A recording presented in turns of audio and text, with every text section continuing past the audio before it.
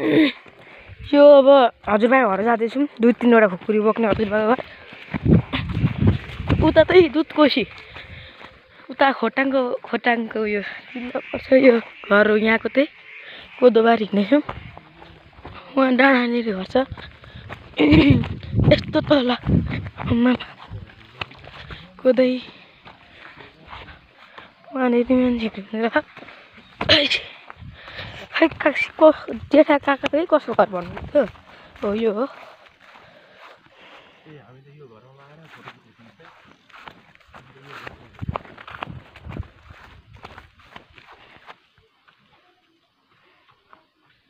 सबै पहाड यस्तो बाटो यस्तो तल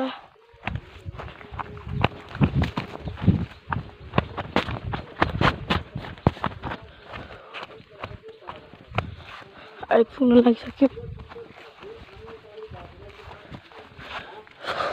यस्तो रहेछ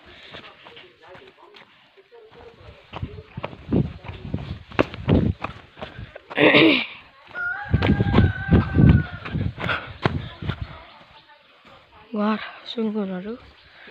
सुया ए नमस्ते हजुर ए हजुरबा दर्शन है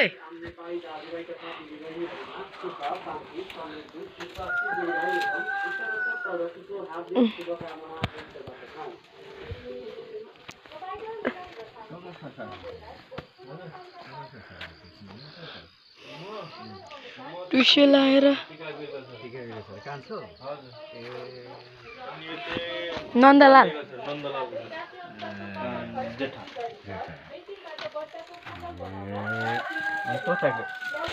मुडाले छेम बसेर गफ गर्नु पर्यो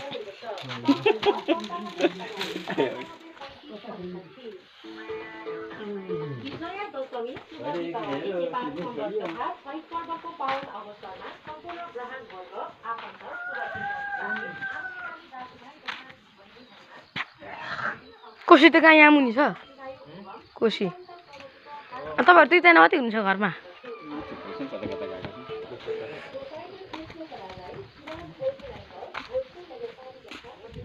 पानी हाल्दै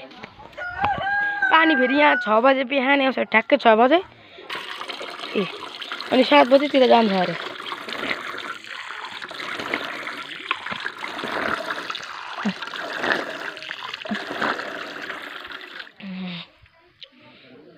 अघि हामी उयो डाँडामाथिको घर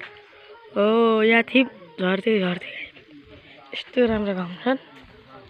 कपाल खोल्दिउँ गाउँहरू हेर्नु हजुर म चाहिँ कान्छाको छोरा के कामले आउनु ए हामीहरू त पुर्खौली हेर्दा आएको जन्म थलो बाउहरूको पुर्खौली त्यसको केटाहरूलाई के तिमी उता आँखा छैन